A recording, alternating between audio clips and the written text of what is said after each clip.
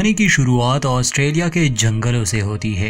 पहले हमें जंगल में लगी एक खतरनाक आग दिखाई जाती है, जो यहाँ होना एक आम सी बात है। फिर आग के बाद वो तबाही और जानवरों का बुरा हाल। मगर इस सब से हटकर हमें एक ऐसी चीज की झलक दिखाई जाती है जो यहाँ के घने जंगलों में शायद सदियों से मौजूद है, मगर आज तक इंसान इससे बेखबर रहा। अब हमारा फोकस होगा कहानी के मेन कैरेक्टर्स पर। तो सबसे पहले हमें दिखाई जाती है क्लेयर। क्लेयर पेशे से एक वीडियोग्राफर और डॉक्यूमेंटेरियन है। कुछ महीने पहले ही यहाँ के जंगलों में आग लग गई थी, जिससे बहुत तबाही हुई। कहते हैं कि 100 से भी ज्यादा किस्म के जानवरों की नस्ल खतरे में है। क्लेयर के साथ हमें दिखाई जाती है ग्रेस, जो कि एक जूलॉजिस्ट है। क्लेयर भी वॉलंटियर कर रही है और ग्रेस भी। दोनों का मकसद जानवरों की मदद करना है।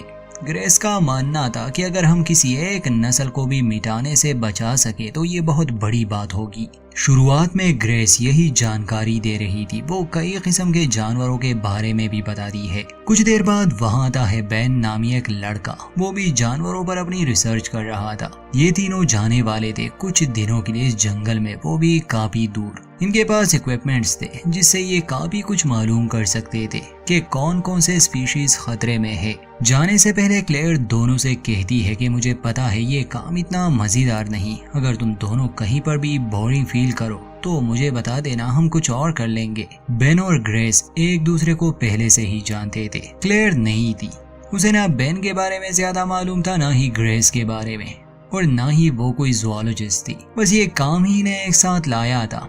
इन्होंने इस रिसर्च की परमिशन पहले से ही ले रखी थी। जाने से पहले क्लेयर यहाँ के पार्क रेंजर से भी मिलती है और उसे कुछ सवाल जवाब करती है। पार्क रेंजर का नाम मैट था। मैट कहता है कि हमें हर दिन किसी न किसी मुसीबत का सामना करना ही पड़ता है। कभी यहाँ आग लग जाती है तो कभी इलीगल हंटिंग होती है। शिकारी जानवरों का भी खतरा है यहाँ। और क्लेयर से वो कहता है कि तुम जैसे लोग भी यहाँ आकर हमें तंग करते रहते हो। ये सब मैट मजाक में कहता है, इसलिए क्लेयर और उसके साथ ही इस बात को बुरा नहीं मानते। अब ये अपना सफर शुरू करते हैं। जंगल में गाड़ी के लिए एक रास्ता था। जंगल में नेटवर्क नहीं होता, इसलिए इनके पास संपर्क करने के लिए बस एक ही रेडियो होगा। अगर कोई भी प्रॉब्लम हुई ये लोग सिर्फ पार्क रेंजर मैट से ही संपर्क कर सकेंगे। अब मैट की ये जिम्मेदारी होगी कि इन लोगों की सुरक्षा करे, क्योंकि जंगल में कुछ भी हो सकता है। चलते चलते इन तीनों की कुछ बातें होती है। सभी अपना अपना मकसद बताते हैं। ग्रेस के आने का मकसद किसी स्पीशी को बचाना था। क्लेयर ने जब टीवी पर इस तबाही के बारे में सुना, वो कुछ अच्छा करना चाहती थी जिससे इन मासूम जानवरों का भला हो। बेन के आने का मकसद तो कुछ और ही था। वो कहता है कि ऐसे बहुत से जानवर है जो अभी तक डिस्कवर नहीं हुए। मेरी ख्वाहिश है कि मैं किसी स्पीशी को डिस्कवर करूं और उसे अपना नाम दूं। बेन और ग्रेस जानवरों के बारे में बहुत कुछ जानते थे, इसलिए बीच बीच में क्लेयर उनसे इंटरव्यू ले रही थी। जानवरों पर नजर रखने के लिए ग्रेस और बेन पेड़ों पर कुछ एडवांस कैमरास लगा देती है जो बॉडी हीट को डिटेक्ट करे। रात को ये लोग इसी जंगल में बिताने वाले थे। ये एक जगह कैंप सेट करते हैं। अब यहाँ से सीन शिफ्ट होता है एक शिकारी पर। रात के समय वो एक हिरन का शिकार करता है। उसके पास एक डॉग भी था।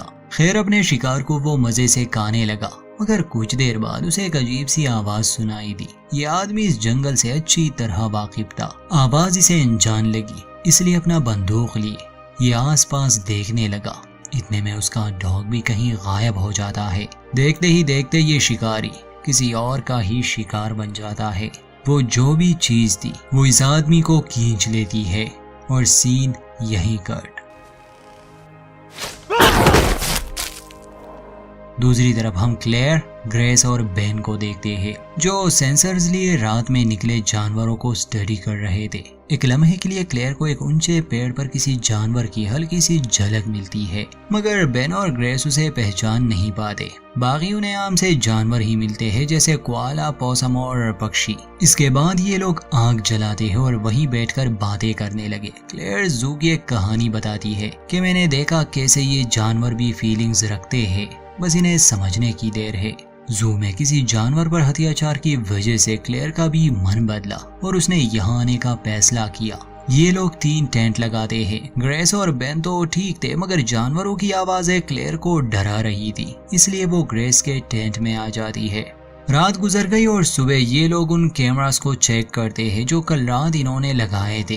फुटेज को चेक करने पर इन्हें खास कुछ नहीं मिलता, इसलिए ये लोग जंगल में और आगे तक जाने का फैसला करते हैं। रास्ते में एक कटा पेड़ भी आ जाता है, मगर बेन ने अपनी पूरी तैयारी कर ली थी, इसलिए चेन सॉ की मदद से वो उसे काट लेता है।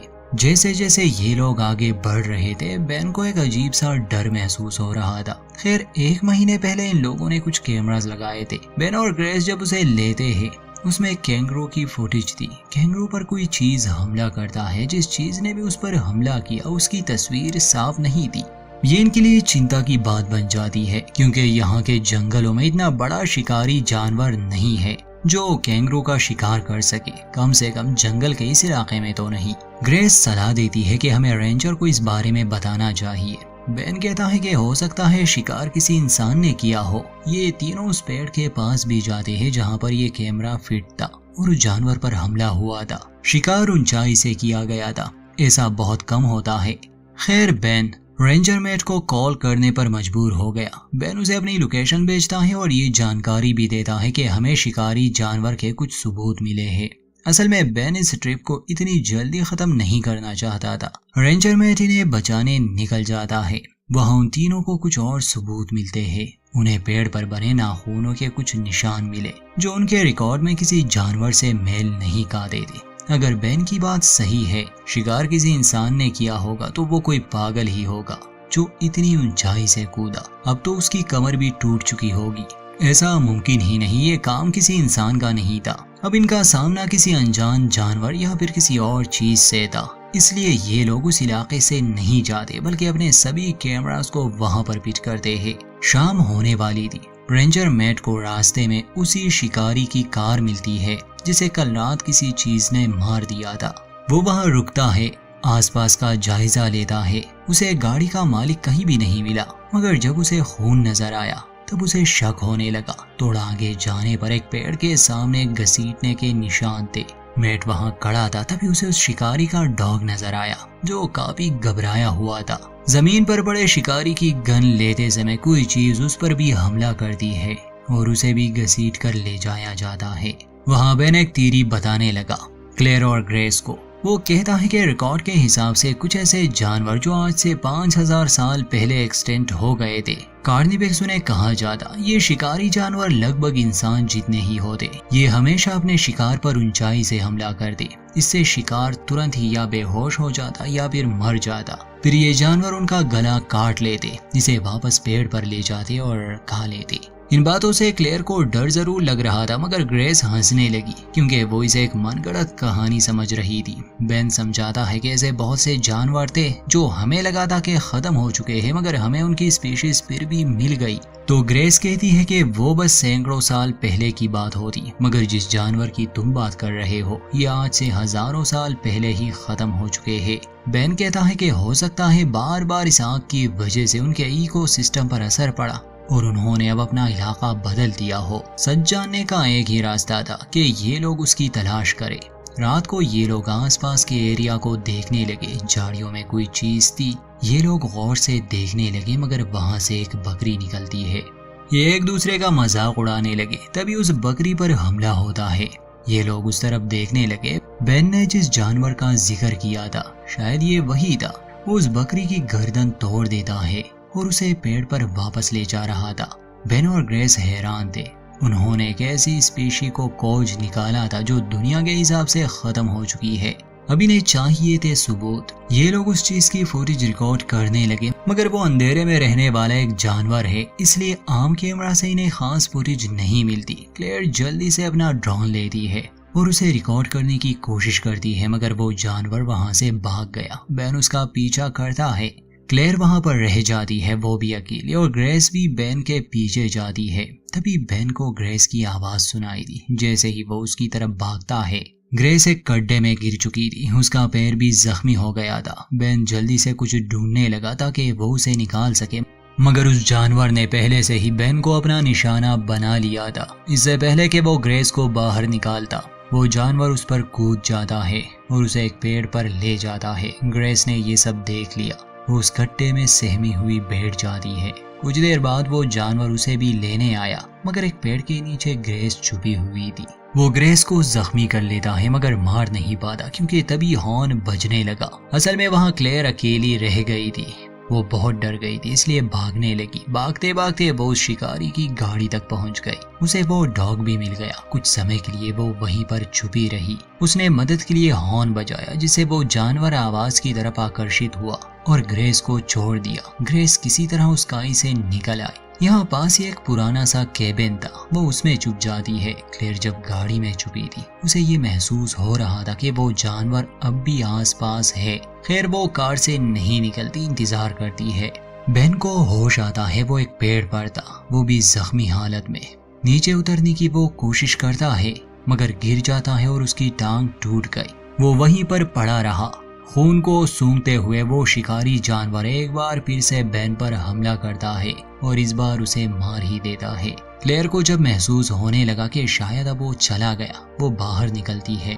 ग्रेस केबिन में थी। वो जानवर अब केबिन का छत तोड़ने लगा इसलिए ग्रेस को वहां से भागना पड़ा। ग्रेस और क्लेयर एक दूसरे को मिल गए। उन्हें बेन को ढूंढना था मगर साफ लग रहा था कि उसे मार दिया गया है। दोनों गाड़ी से निकलने का फैसला करते हैं। ये गाड़ी में बैठ भी जाते हैं मगर घबराहट की हालत में ये और जंगल की गहराइयों में जाने लगे। फिर एक ऐसा रास्ता इनके सामने था जहाँ पर गाड़ी नहीं चढ़ सकती थी। ये लोग रस्सी की मदद लेते हैं मगर रस्सी टूट गई। क्लेयर कार के साथ ही काई में गिर जाती है।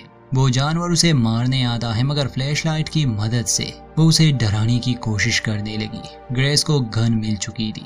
क्लेयर की फ्लैशलाइट ज्यादा देर काम नहीं करती और वो जानवर उसे घसीट कर ले जाने लगा। मगर तभी ग्रेस मदद के लिए पहुंच जाती है। वो गोली चलाती है जिससे जानवर क्लेयर को छोड़ देता है मगर वो दोबारा हमला करने वाला था। एक ही गोली थी। ग्रेस शूट करती है मगर जानवर को नहीं। खैर अंत में वो जानवर तो वहां से भाग गया और सुबह हम देखते हैं कि दोनों एक दूसरे को सहारा देते हुए इस जंगल से निकलने की कोशिश कर रहे हैं। अगर रात होने से पहले ये ना निकल सके तो ये भी मारे जाएंगे, बेन, मैट और उस शिकारी की तरह। यहीं पर इस फिल्म का होता है द एंड। दोस्तों ये एक ऑस्ट्रेलियन लो बजट फिल्म है।